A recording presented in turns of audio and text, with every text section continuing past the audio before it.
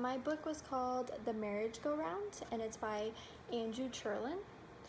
And I chose this book because I was really curious and puzzled as to why the marriage and divorce rates were so high in America.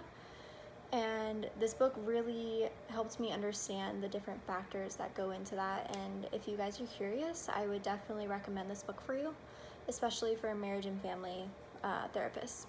So the first half of this book really goes into the history of marriage in America as well as other countries. So, and how it differs from today's marriage. So for instance, how both partners can now, it's accepted for them to work outside of the house without being judged. So beforehand, a woman would need to stay at home and take care of the children, whereas now they can work, they can earn their own wages, everything like that, as well as the husband can stay at home and take care of the children without being judged. The wife also doesn't need to follow every demand of the husband like it used to be, so that's great. Toward the middle of the book, one of the main points that I got from it was how individualized marriage has become. So the author uses the term role to self, because instead of it being focused more on the role of a husband or a wife, they're really talking about how they themselves want to be in the world and their needs, and physically, emotionally, mentally, anything that their partner can really bring to them. And if they're not satisfied with that, then divorce is definitely an option, and it's accepted today. It's not looked at positively, but it's more accepted because if we are not happy with our marriage, then we shouldn't have to stay there. So that was really interesting, because it's not how it used to be, where it was really, you make this marriage work. It's really, are you happy? And if you're not, then you can leave and find something else.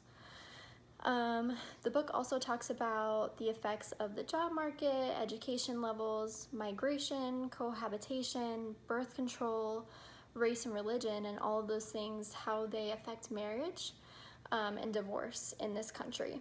So for example, birth control started getting really popular, and that became an option for people to go find partners without being married, because now they don't have to worry about being pregnant, and they don't need that security in a marriage to have sex with someone else.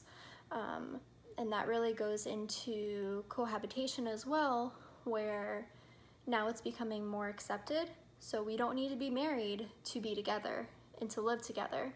So that really increased over the years. The cohabitation really can affect a child, and that's what it goes into as well, the family life. So how a child can be affected with partners coming in and out of a single parent's life. And I don't think people really realize that. So a child can have behavioral and emotional problems because they become attached to that person. And if the partner disappears or they break up with the parent, then the child is really losing something as well. And not only that, the parent could be taking away their attention from the child and giving it to that partner, which isn't fair to the child, and the child could really be affected by this. And I don't think many parents think about that. So the book really recommends slowing down if you're a single parent and taking your time finding another partner. And I think this book can be really helpful for all of us going into the mental health field, because some people might not think about these very specific but simple things, such as the job market, that could really be affecting both their marriage and their children, so their family life in general.